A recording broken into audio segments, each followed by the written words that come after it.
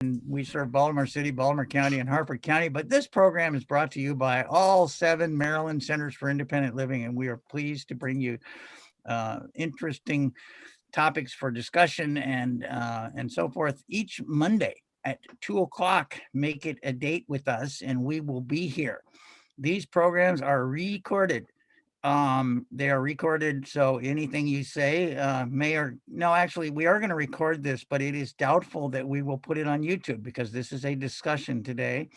And so, unless something very profound gets said, we're not going to put this on YouTube. But typically, we do. For example, next week when we do our broadband discussion, we will have that on YouTube. Usually takes us a day or two to get it up there.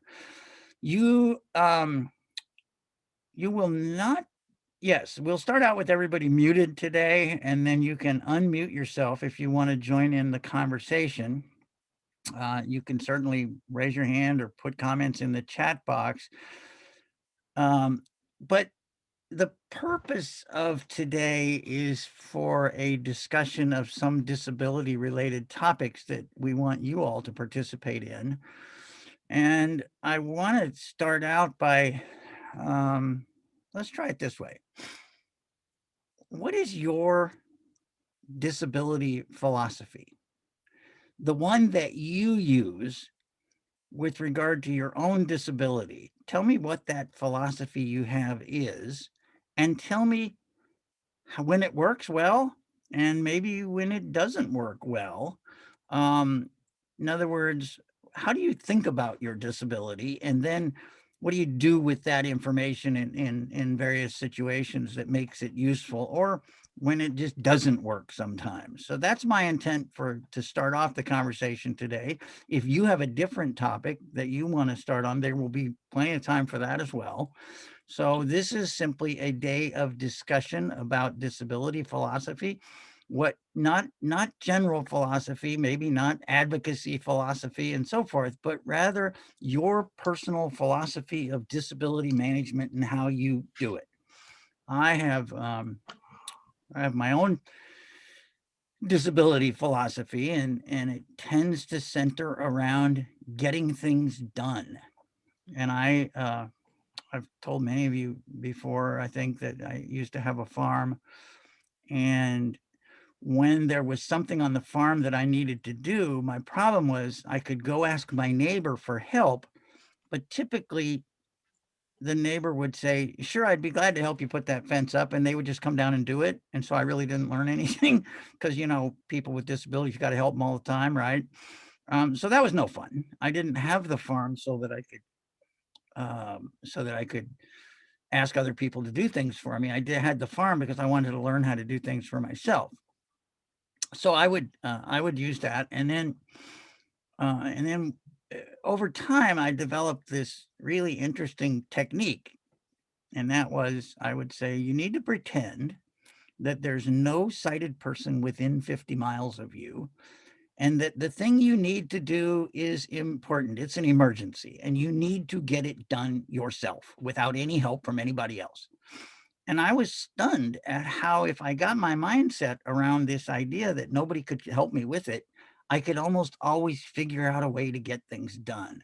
So became my sort of philosophy. Is I called it the 50-mile rule.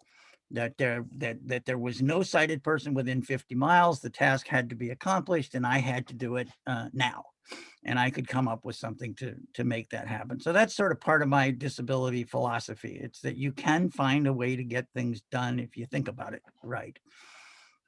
Anybody else? Anybody have disability philosophy that you use to manage your disabilities? I'm blind, by the way. I don't know whether anybody knows that. I guess I should have said that in the beginning.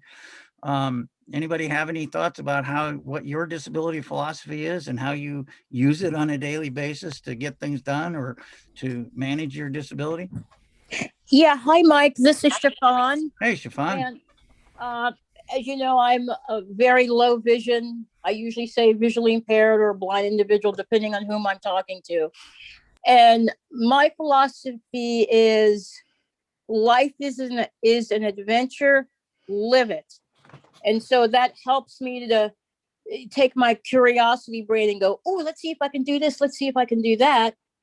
And I've gone on a cruise with a guide dog, me and another girl with her guide dog, all by ourselves. That was an adventure. And I've done some DIY stuff,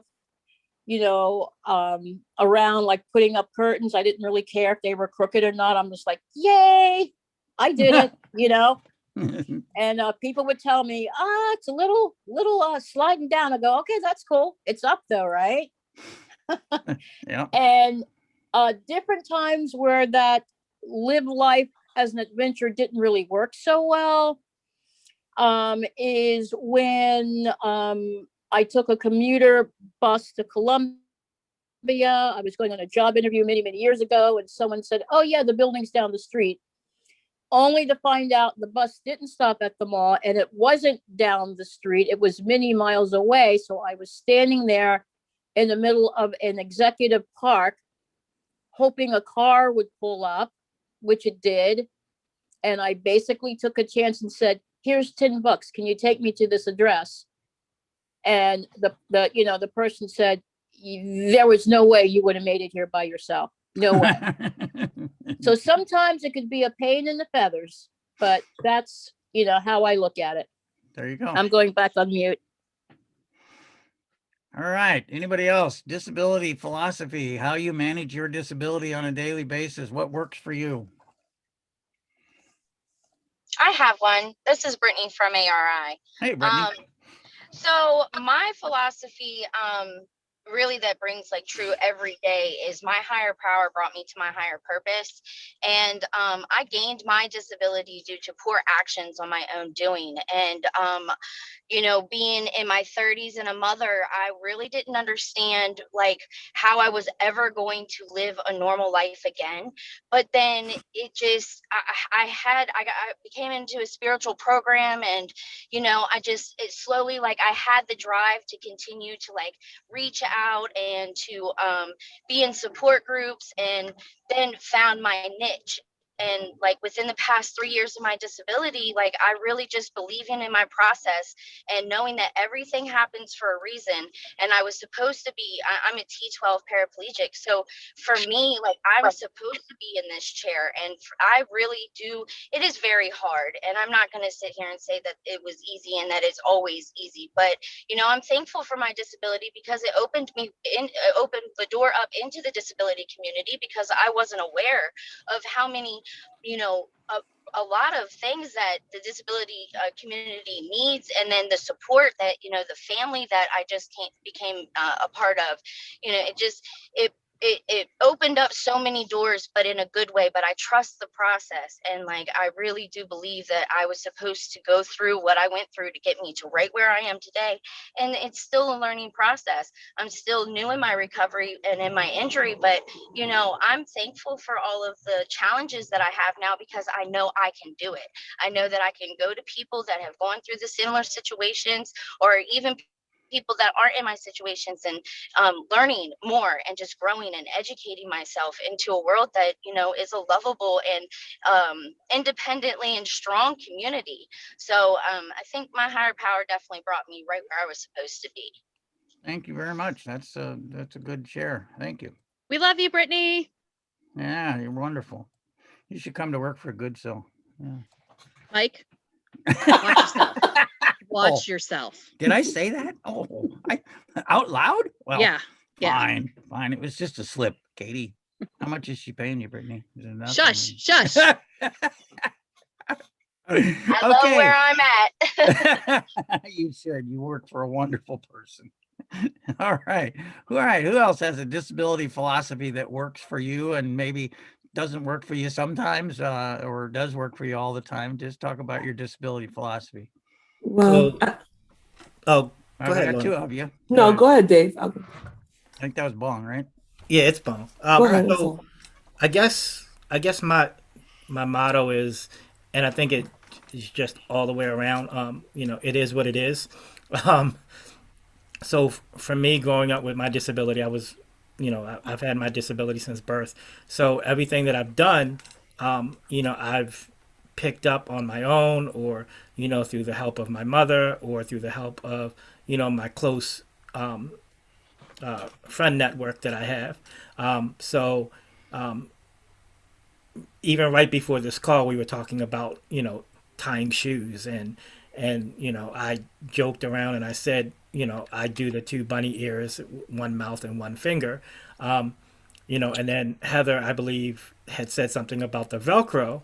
I could have easily gotten Velcro shoes when I was younger, but they weren't in style, so I fiddled and I faddled and I taught myself how to tie shoes, with my mouth.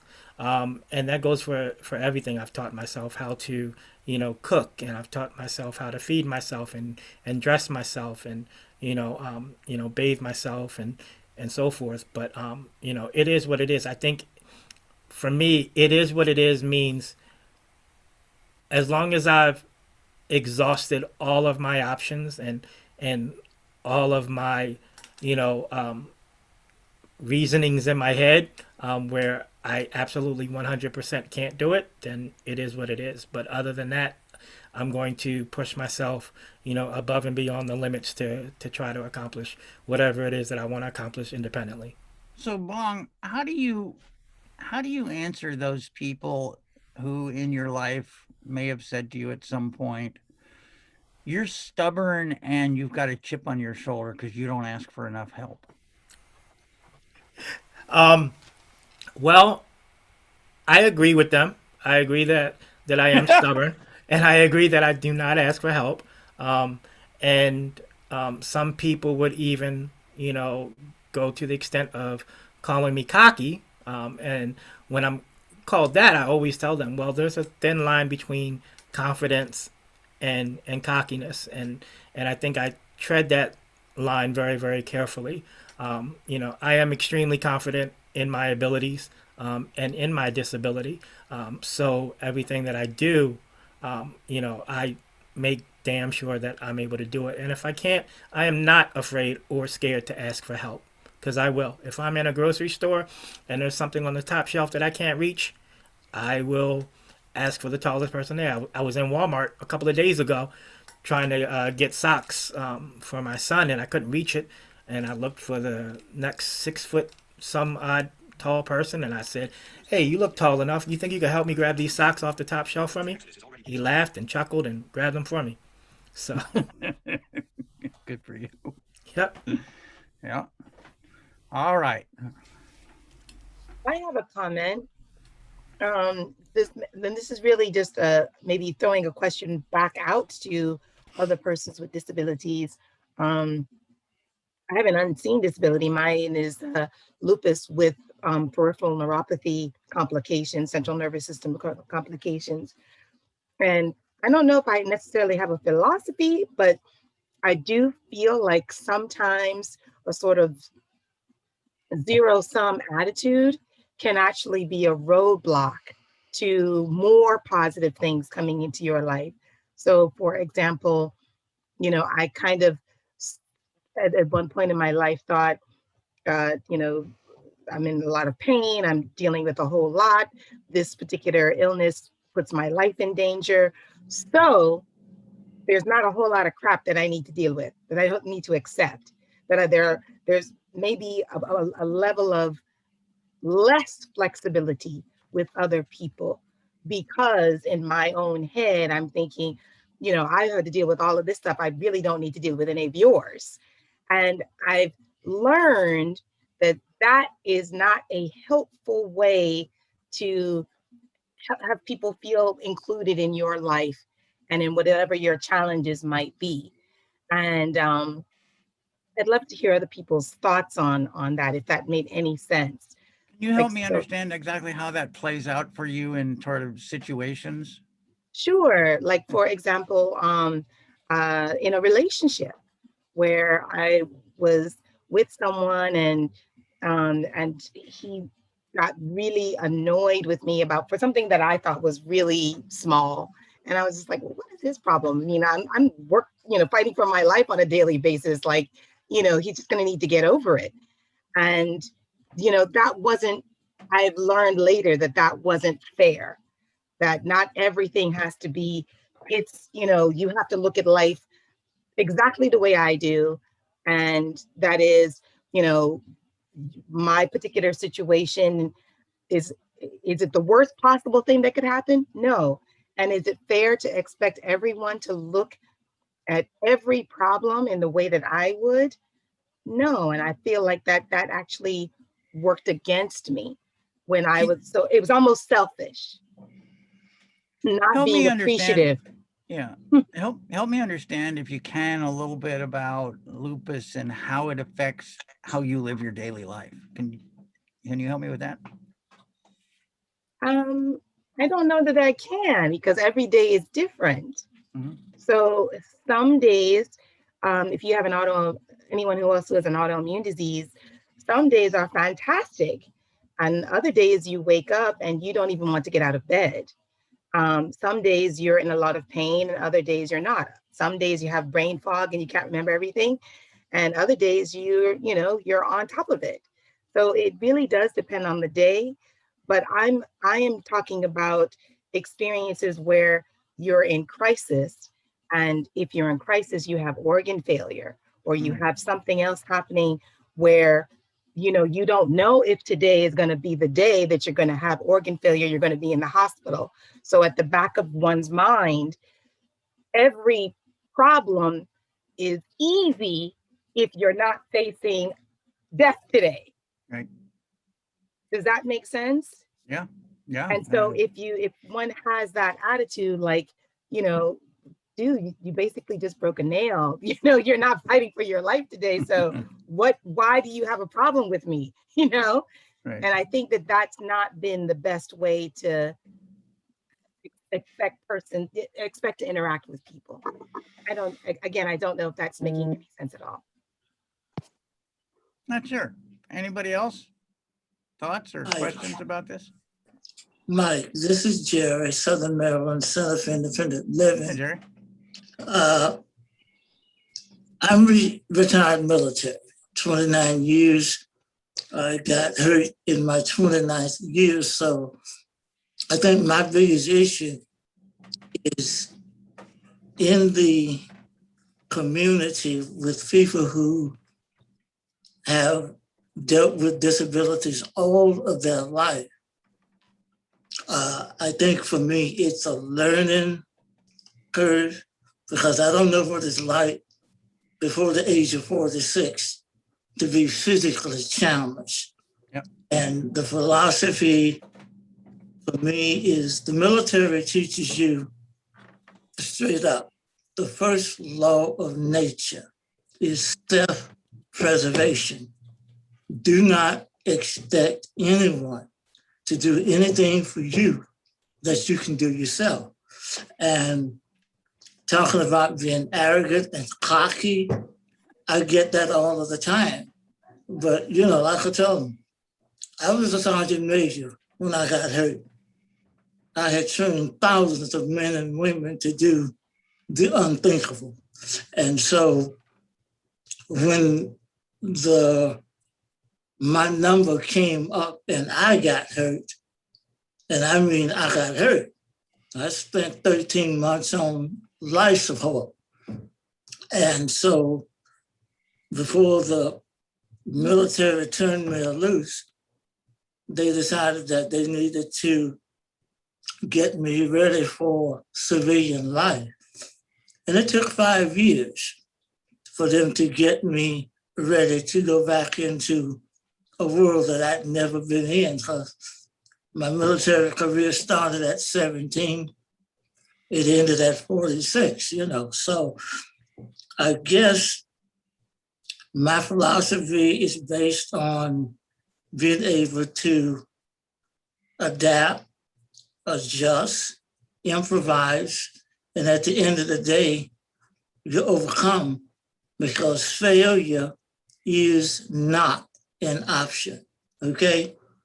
Failure is not an option. So my legs don't work, but I grocery shop, I drive every day, I fly when I have to. And, it's just a situation where I get knocked because I don't ask for help. But why bother you because you're not responsible for my disability. The only thing society is We'll get there. for is to give me a level playing field. That's all I ask. And so if you give me a level playing field, there you go.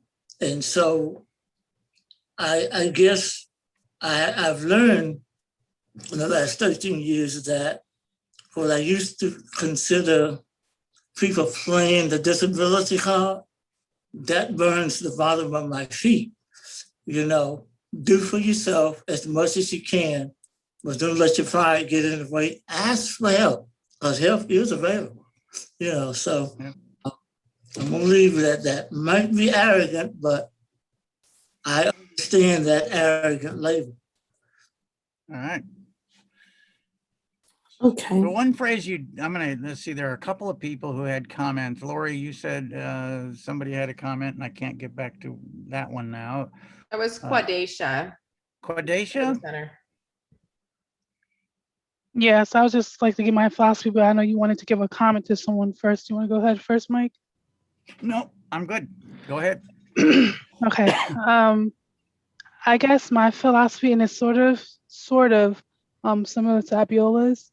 I try to live my life or my daily life, like my psychiatrist would put it, taking every day as if it was a vacation, taking it one moment at a time, only because I suffer from a mental health challenge where at times I have a chemical imbalance and it can leave me very in a debilitating state of mind where I have to be hospitalized at times for several months and going on into almost, several months.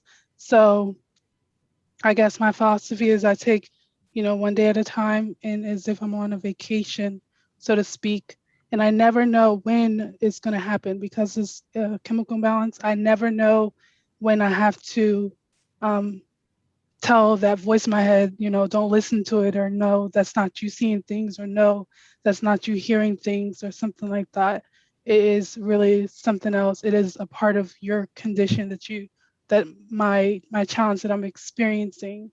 So my psychiatrist once put it that, just try to picture yourself on a vacation that you would spend almost every single day. So I do take breaks throughout my day, and I try to take a nap, so to speak, to just relax, or not even a nap, really 5 minutes to just relax and cool myself, because I never know when I'm going to experience a crisis moment for me. And those moments are not fun at all, because I feel as though, you know, you know, it is a very scary moment for me. So I have to give all my glory, like Brittany once said, to my Heavenly Father, because I know He watched over me and He got me through that difficult time that I went through. So I have to relate to everyone else. I'm not someone that I'm going to be looked down upon, or, I don't see it as a failure. I don't see it as this is something that's just that I should be giving up on. Um, it could have been genetics. I had a death in my family at the age of 22 that I never grieved over properly. So it could have been that. So I never look at it as something I don't put myself down or that I'm a failure. I just look at it as this happened to me and I'm going to live with it. And every day I'm going to try my best, my darnest, to live the best possible life that I can live. Embrace the moment and enjoy it like it was a vacation sometimes, right? Yes. Thank you. That's powerful. Thank you very much. All right. Who else? There was somebody named Scott. I think it's Chuck. Chuck wanted to say something. Chuck, I'm sorry, not Scott. Chuck, go ahead, Chuck. I know Lorna May Silcott's been trying to jump in. She can go and I'll follow. All right, Lorna May. I wanted to be quick about, can you hear me? Yep, you're on. Okay. Just listening to everyone, I remember I lost my sight. No one knows why. And if I tell people the story as to why I lost my sight or how I lost my sight, it could seem unbelievable. I was cooking fish one night And a voice said to me, what is the worst thing you think could happen to you? And I remember thinking about losing my arm or leg or hearing. And I said, I don't know why, but I said, no, God, I'll still be doing my thing. And I thought about losing my sight. And I said, because I will have to depend on people. And the next day I started to lose my sight. I'm going to fast forward a couple of years later and just be mad at God and just thinking it was something that I did. And then he simply said to me, he said, everybody, when they grow up, want to be a superstar, want to be a billionaire, just want to be famous, want to stand out, want to be someone could look up to and be in history books, whatever. He says, but what happens when I choose you to walk through something that's hurtful, that's different? Who would want to choose to be blind or in a wheelchair? No one. And he's, and this is what I believe. I hear, and this is what keeps me going. I believe I'm on an assignment, that we all are on assignments. And I think we were chosen because he could trust us. He could trust us never to give up. And this this journey that we're on, it's a choice. We can choose to walk on, or we can choose to throw our hands up. And I believe that he chose us specifically because he knew he can trust us to do a darn good job at this, that will have people wondering, how do you do it? Because there's a lot of people, if we look at the positions that we're in right now, that are depending on us, that need us, need the information that we have, sometimes need that good word, sometimes just need to watch and see how we do what we do. And so I just want to end this and say these last things. God was showing me something, and I had a tendency of always saying to him, God, I can't do that. You know I'm blind. And I'll never forget, I was cleaning that morning, and I was sitting at the bottom of my stairs, and I kind of saw like a silhouette in my mind's eye. Now I'm going to say this. I don't say that I'm blind. I don't see myself as blind. I will say I have momentary sight loss because I do see. I have vision, and I believe vision takes people further than sight. And so the silhouette appeared, and he said to me, you need to realize this. You need to understand this about me, that I am a guarantee and I'm not a warranty. When I tell you I'm going to do something, I'm going to do it. 3 things. I'm never going to break down on you. You're not going to need to return me. And I just want to share that, we can do it. We were chosen. We're on an assignment. You are on assignment. And it's hard. It's hard. It's hard, but we are built for it. Nobody can do it like us. And that's it. Excellent.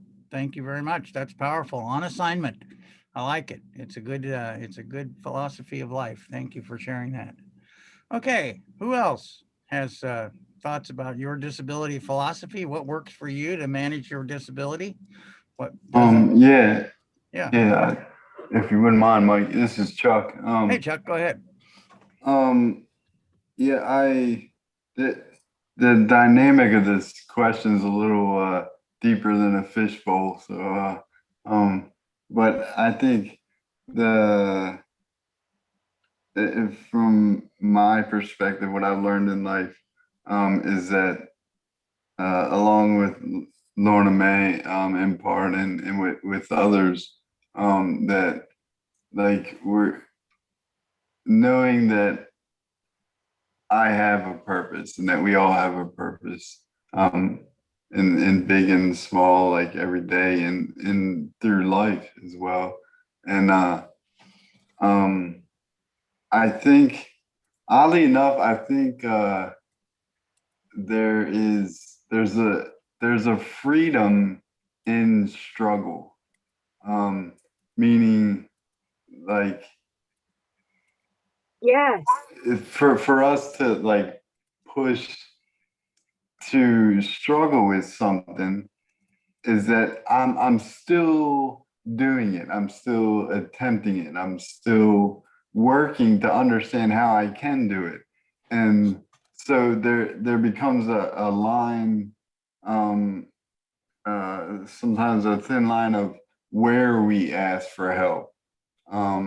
Like some things, like, as Bong pointed out, like, yeah, like this thing, yeah, I'm gonna need help with that. this thing, I'm gonna try to figure it out. And there's freedom in that. Like, don't when people step in and try to people may step in to take or kind of take that freedom from us at times with disability, like or let me help you with that, let me do that, let me do it for you. No, let me struggle with it, like let me figure it out, like I want to know how to do this, and then there's things also that I need to do that for myself. I can do that. I need to do that.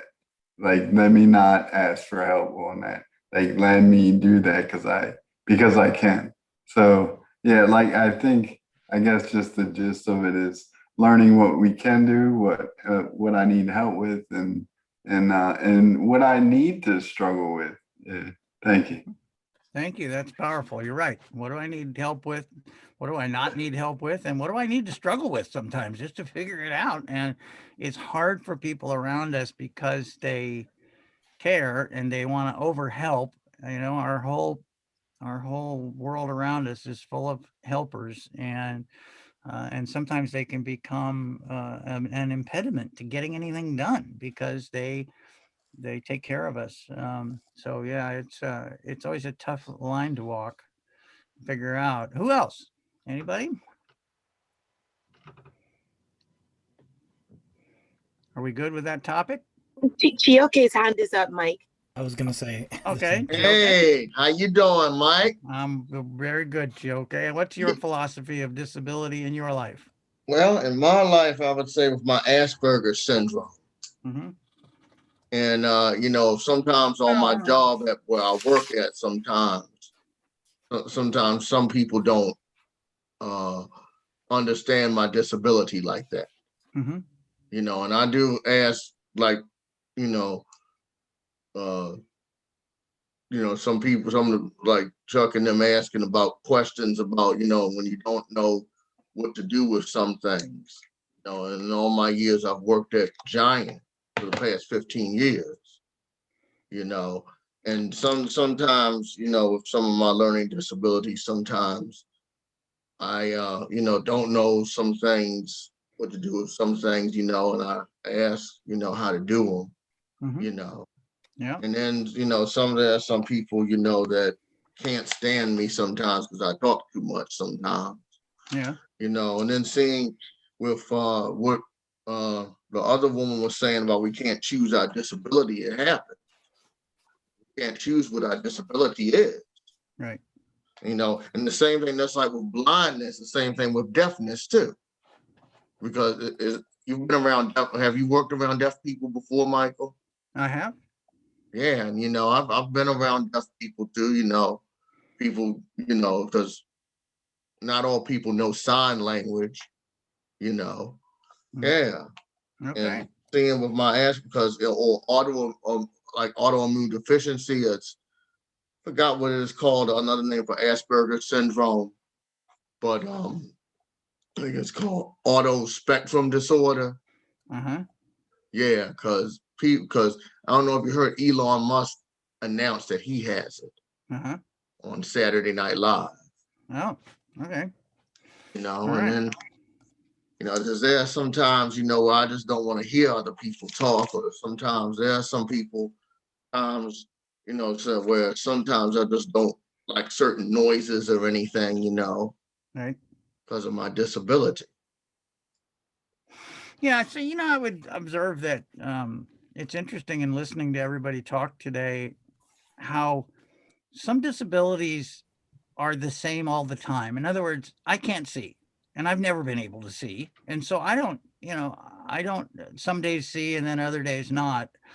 But some disabilities, every day you get up and it's going to be a different day. MS is one of those that I can relate to, I think, when in working around folks over the years, where you don't know what kind of things you're going to be able to do today. Are you going to be in a wheelchair today, or are you going to be up walking around? Can you see today and maybe not next month? So there are different characteristics of each disability that make them unique and make them sort of and provide different challenges, not the same challenge for everybody. Like I said, blindness for me, it's going to be the same as it always has been all my life, and it doesn't change that much. So, Hey, Mike. yeah, Oh, Katie here.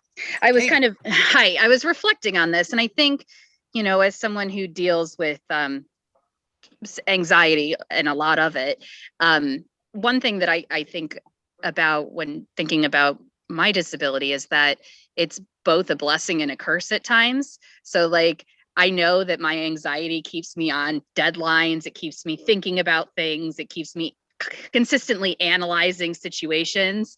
And sometimes that's good, like sometimes that's really good for work and productivity and things like that, but at other times it's also like prohibitive, and Yeah.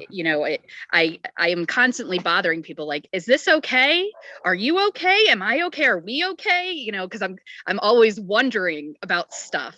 So I think, and I think, I don't know if other people can relate to that. I was kind of thinking with Chioke, like Asperger's, there's, probably a lot of challenges that come along with that, but there's also probably a lot of, blessings that come along with that, and Absolutely. yeah. And then, just being able to kind of like think about it and balance that. And OCD, because I'm Yep. also OCD. Yep. So I'm gonna spend the Hey, last. Mike. Yes, who's that? Hi, it's Nadine at the Freedom Hey, Center. Nadine, how are you? I wanted to reflect on something that you said. I really wasn't going to say, I was just listening to everybody. I just like finding, how people deal with their disability. Yeah, I'm so sorry we didn't record this now that we started. Actually encourages all the other people who have disabilities and may not have the same disability. But one thing you said is that you're blind, you're always going to be blind. My disability is not quite the same thing. I don't know from day to day what's going to happen. I have degenerative disc disease. Yeah.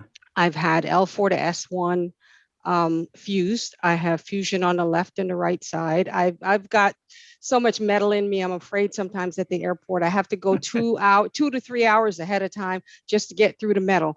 But the thing about my philosophy, the way that I live my life, I'm like some of the other people who were. My family called me anal retentive, but I call myself organized. That's my way of saying it. And also, my philosophy is I don't put off for tomorrow what I can do today, because I don't know what tomorrow is going to bring. Because tomorrow could be one of those days that I'm stuck in bed and I can't move because I'm in so much pain, or the next day or the next day. From day to day, I try to manage my pain, and I try not to let the pain manage me. And so in doing so, sometimes I put my pain in a box, and sometimes I forget to take it out. And then by the time it's time to take it out, it's a bit late and I'm in a different situation. I don't know if you can understand that, because it's kind of like I got two sides, right? And I've got the pain side and I've got the regular side where I can actually do and function. And sometimes I forget. I've got it so constructed that I forget that I deal with pain on a daily basis because I've put it aside. I don't let it rule me. And so that's how I get through my day. But now, by not allowing it to rule me, but there are days when I don't have a choice in that matter. I don't have a choice, and it does win. And so that my philosophy is don't put anything off that I can do today, because tomorrow I don't know what I'm going to be living with. Yeah. Thank you. That's right. That's right. And those of us who live with the illusion that somehow we have some unlimited number of days that we can spend are really just living in a delusional world. When young people don't think about dying, and so they act as though there's this unlimited future out there. And I think sometimes a disability, especially one that changes all the time, helps you realize. We've heard it now from you, Nadine, and a lady earlier who spoke, that no, I do it today because I may not have that time tomorrow. So thank you. That's a great life lesson. All right. Anyone else? Mike, this is Yes. Abiola again. Hey, And Abiola. I wonder if maybe a better way of putting my comment earlier about, interacting with other people would have been to ask others in their own disability philosophies, how much empathy do they have for persons without disabilities in their lives? How much, um, you know, uh, patience do they have for others who don't have disabilities? So Thank you. And Abiola, this is Bone. I'm hey, sorry. bye. Hey, I don't mean to cut you off, but I was gonna come back to you after Mike was done talking. But so yeah, I think in putting it in that term is different. But um, I wanted to circle back to what you had said because I kind of understand that maybe not to the full extent that you were discussing, but you know, prior to me coming into this field and into this community, as a whole, you know, anybody who knows me knows I'm a big joker, and I joke about myself all the time, and coming into this field and coming into this community, um, I learned that there are a whole lot of different aspects and and disabilities and levels of disabilities, where maybe at one point in time I really didn't take into consideration as much as I do now. And what I was going to say in reference to what you stated is, um, yeah, sometimes I I feel like, okay, well, are you really complaining about that? It's like, all right, I mean, I haven't been able to do this in like 44 years, and you're complaining about, because you haven't been doing it for what, a day or two, you know. But Right, I think in dealing with that on a daily basis, especially coming from the other places that I've worked at, um, I think I think two things. One, I've gained a greater appreciation for what other people are going through, and then two, I think I wouldn't say I've grown a tolerance, but I think I've gained an appreciation um, of what other people are going through, and what I might be going through, may seem small to what the other person is going through, even though in my eyes and in my brain, what that other person is going through may not even be anything near what I feel like I'm going through. You know what I mean? So I've I've learned to, accept that everybody has their own stink. It just smells different. Right. Let me make an observation or two, and some of this might sound a little cruel and cold-hearted on my part, but Oh, great. Because I I didn't want to be the one to do that. So I good. have this. I tend to divide people who aren't disabled up into categories, sometimes probably inappropriately. There are some people who regard me as helpless, and there is nothing I can do to change their mind. Even if I climbed a tall building right in front of them, I would get down and they would say, "Be careful and don't trip over that crack in the sidewalk," because they're so sure that my disability is totally disabling. And those people I'm never going to fix. Some people, no matter what you show them, no matter how you exemplify things, you're just not going to fix them. Then there are people who are teachable. There are people who are teachable and trainable, and you can explain to them how your cane works, or how your or how you figure out how to do things, and they go, "Oh, yeah, that makes sense." Some of those people, a lot of those people are trainable. They can learn, and they can grow in their understanding. And then there are other people who just get it. They just don't. In part, I think they're selfish, and I say this in a weird sort of way. What I mean by that is they got so much going on in their life, they don't have time to worry about me. They have everything else in problems that they have to solve, and they kind of think, you know what? His blindness is his problem. Leave him the heck alone, and I'll just go on with my life, and he'll go on with his. I like those people. They're fun. They just get it. You almost don't have to say anything or teach them a thing. They're just they're just born that way somehow, or maybe got it through some life experience. I have no idea. And then there are the odd people that I have, and I experienced one of them the other day. I was walking down the street and I heard this guy say, "Go to your right," in very angry tone.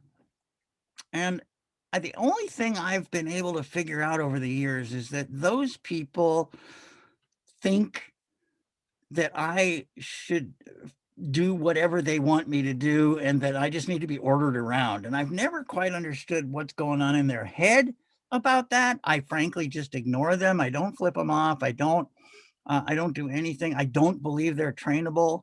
I simply ignore them and go on my way. I did the other day, because I'd been thinking a lot about this. I did turn my head around to this guy and say, "I've got this." And then I headed on my way. And he then yelled, "To the right," I said. And I thought, oh, you're hopeless. So, so probably there are those of you who have more patience than I do with some of these people and may feel as though you should try, that I should have gone back and tried to educate this guy or figure out what's going on in his brain. But you know what?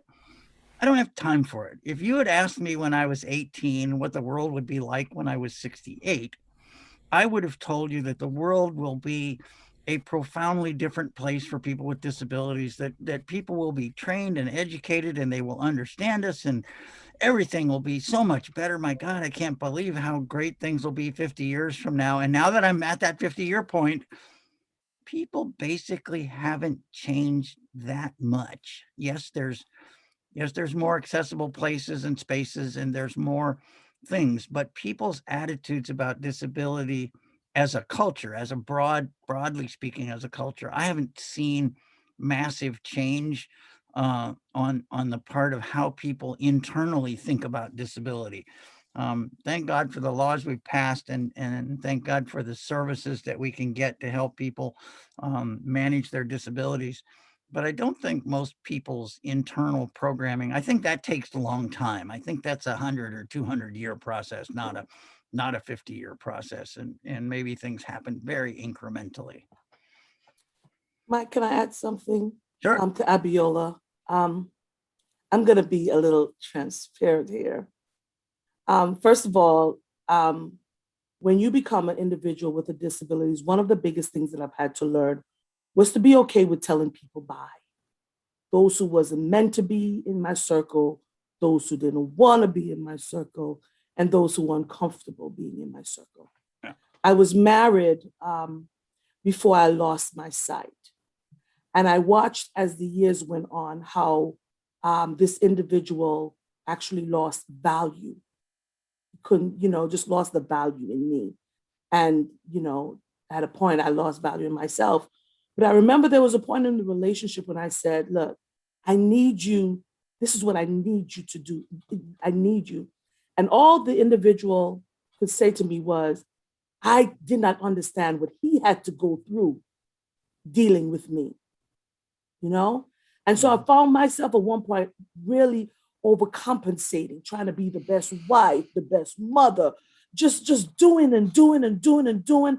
And that person never appreciated me, never got it until now.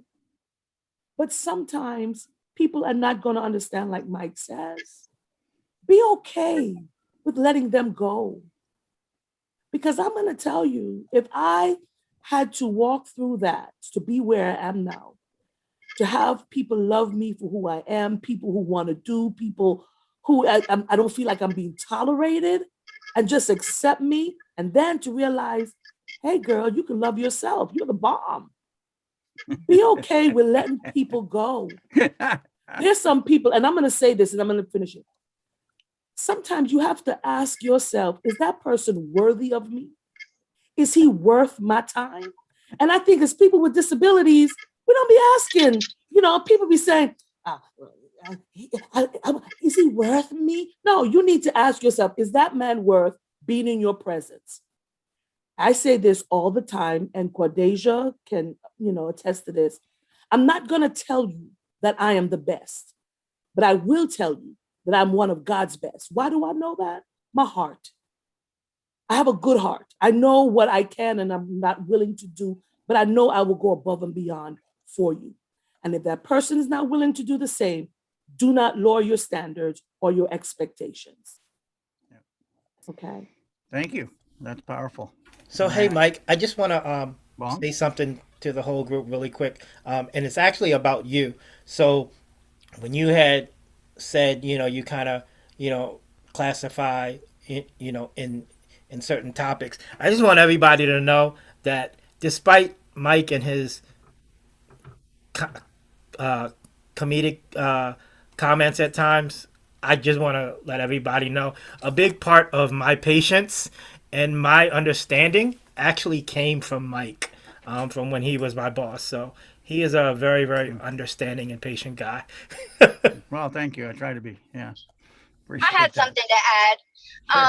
Back to Aviola, and I agree with everybody, Mike and Bong, and everybody that said something. But for me, I think to be understood is to understand somebody else, and whether you have a disability or not, there are going to be people that are not going to listen to a thing you say, and that's okay. I have to love those people for where they're at, and like what somebody else has said. Like what some just being no how to communicate like how you feel and try to be understanding of somebody else's situation. Some other people don't process things like I do, so I have to understand and be sympathetic to those things, but also not tolerate if somebody's treating me unworthy, or if somebody doesn't want to listen to me, that's fine. But I do know that when I do speak up, there is, hopefully I help somebody else, or somebody else understand what I'm going through and make it a little bit easier. People do not change unless they want to change. So the people that I have in my life, like I want to learn from, but also I want to understand how they deal with situations to help me deal with my situations too. I agree with you 100%, Brittany. Hey, Mike, it's Nadine. Hey, Nadine.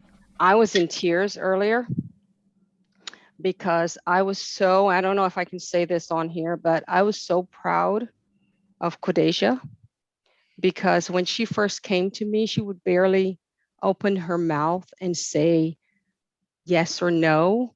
And she has come so far as an advocate that I had tears in my eyes, and I was like, I'm not going to say anything. But when you meet someone and you see the potential in them that they don't even see within themselves, and you watch them grow before you, I just had to say, just for her saying what her philosophy is in open like this, I'm just amazed at how far she's come.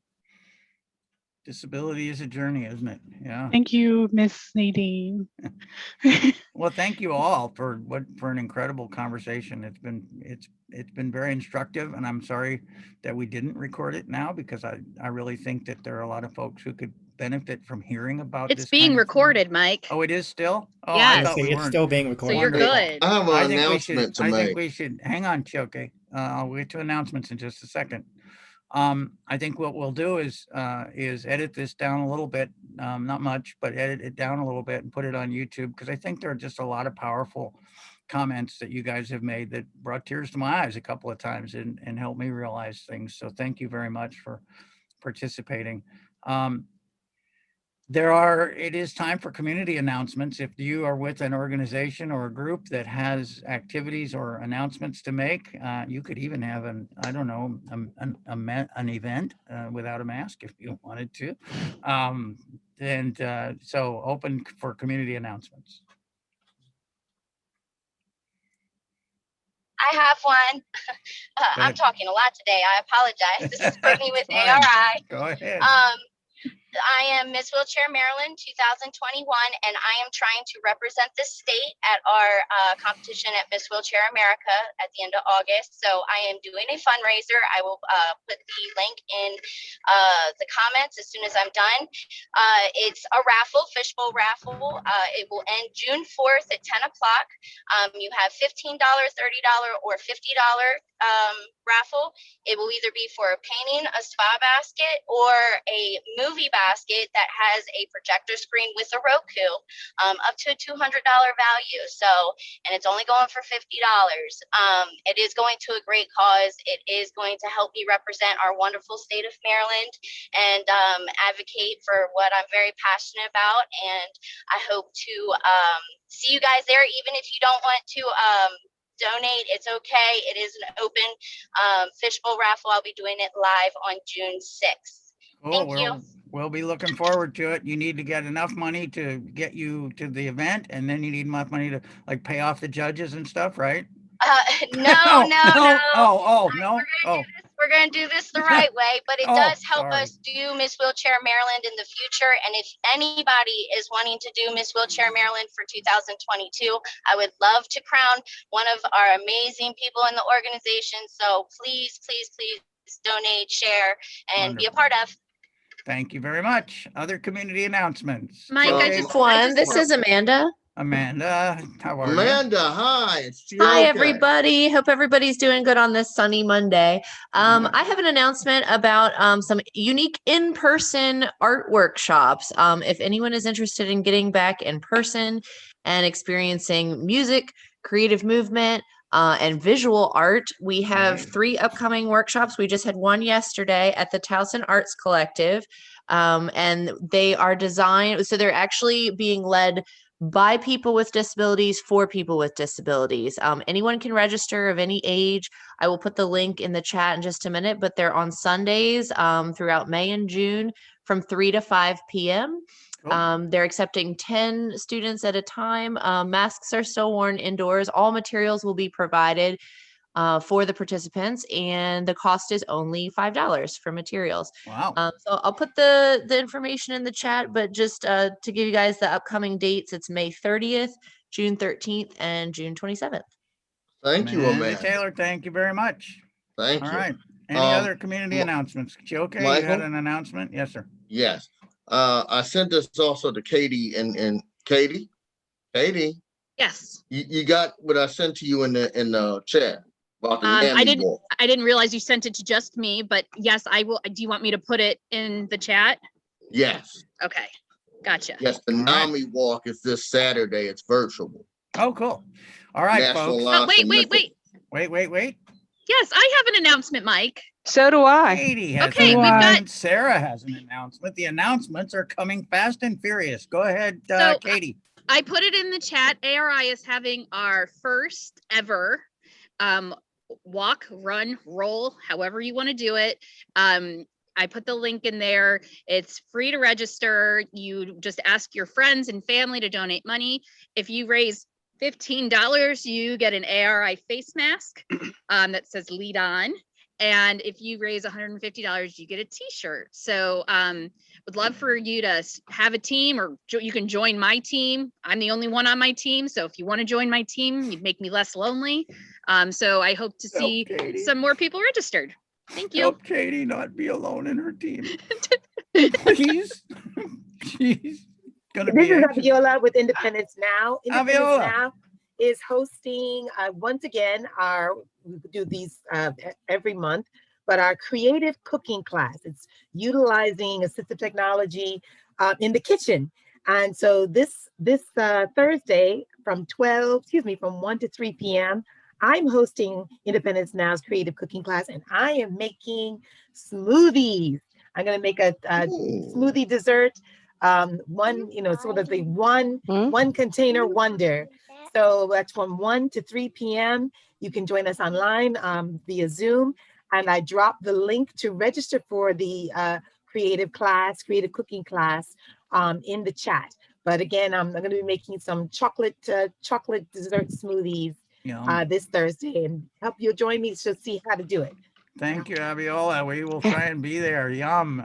Other announcements. Did I hear Yes, Sarah have an Mike, announcement? No? it's Nadine at the Freedom Nadine, Center. go ahead. I would like to invite all of you to our audio book club that we have every Tuesday at 4 o'clock from 4 to 5, where you can listen to the book, the different chapters with us, and we discuss, what's happening in the book.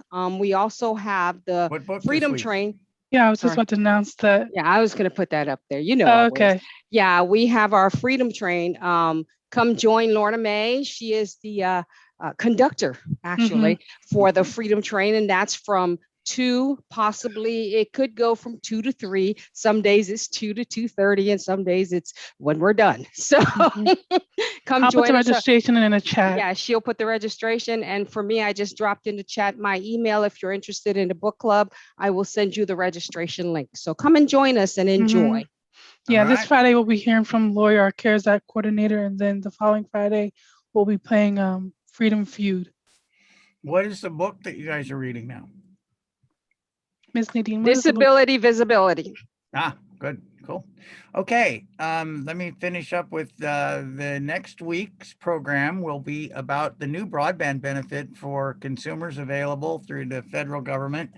Broadband, as you know, is a band that doesn't just do rock and roll, and it doesn't just do country. It's a broadband. It does rock, country, jazz, and all the parts of it. No, this is about broadband and the ability to help consumers get hooked up so that they can get on the internet and